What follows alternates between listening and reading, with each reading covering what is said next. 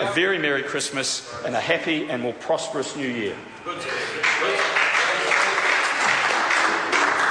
My colleagues, thank you very much for your kind comments with respect to me and my team of speakers, my excellent Deputy Eric Roy and assistants Lindsay Tish and Ross Robertson. They do a very committed job and it's much appreciated. I can also thank you for the kind support you gave all the people who make this place operate on our behalf, because there's so many of them. They do such a wonderful job for us. I think one of the notable features of this year has been the impact of the new standing orders. It's interesting that in the last parliamentary term, the 49th Parliament, a quarter of our sitting hours were under urgency.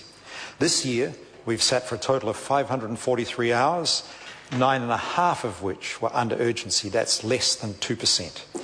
35.5 hours of extended sittings we sat, but that is a much more measured way of advancing the legislative program. It meant that legislation with wide support across the House could be facilitated, enabling much more focus on areas of difference and areas of controversy. I think the Business Committee used the new standing orders very effectively. I want to congratulate the Business Committee, in particular the Leader of the House, the Honourable Jerry Brownlee, and also the Shadow Leader of the House, the Honourable Trevor Mallard. I think the new standing orders covering members' bills also been pretty successful. In 2011, we had no private members' bills introduced into the House. This year, there have been 34.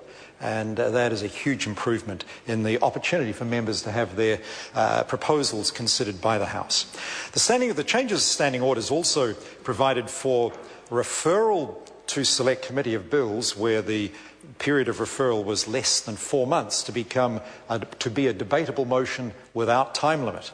It's interesting the impact that has had.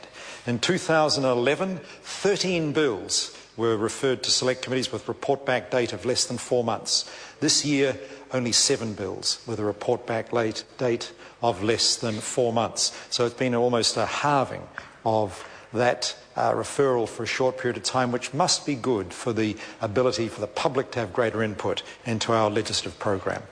Altogether, I think the changes show the House can make gradual improvement to its operations, and so members of the Standing Orders Committee of the 49th Parliament that did so much work on those changes, I think should be congratulated on the effort made and the thought that went into them. This year has been a year of consistent work in the House. 125 bills received the royal assent, 5 are waiting for that. 1,100 oral questions were answered and only 2 members were yellow carded. A total of 5, I think, have been yellow carded in my 4 years as Speaker, and I think that is something of a record, because I think in the old days that would have been about the norm on one day. One of the gems in the House this year passed right over me. I missed totally when Jerry Brownlee said in answer to a supplementary question from Phil Twyford on my left here with an absolute deadpan face that the government would consider hiring Lyle Lanley and Associates to scope the City Rail link, referring to the good work they'd done on similar projects in Brockway, Ogdenville and North Haverbrook. I thought it was an unusual answer, I must say. But I didn't click that Mr. Brownlee was into The Simpsons and Marge versus the monorail. I guess what it means is I'm getting old and it's almost time to go. Colleagues, I'm conscious. I'm conscious this is the last time I'll speak to you in the adjournment debate, and I want to take this opportunity to particularly thank the General Manager of the Parliamentary Service. Quite a thankless task the General Manager carries out, and I think he does it with great commitment, and I want to express the appreciation for the work he's done. I want to pay particular tribute to our outstanding Clerk of the House, Mary Harris, and her team in the Clerk's office, including her gem of an EA, Andy Lindsay. These two are it's such a privilege to work with them. And Mary, I can only thank you I can't express sufficient thanks for the wonderful job you do. To my team in the Speaker's office, especially my SPS, Beryl Bright, again, I want to pass on a huge thanks. We now run the protocol and reception area in the Speaker's office on 1/3 of the cost it used to cost taxpayers. And that's a challenge to ministers and government departments. We run my department there now on a third, not 1/3 less, on a third of what it once cost. I'm not sure it runs that much worse.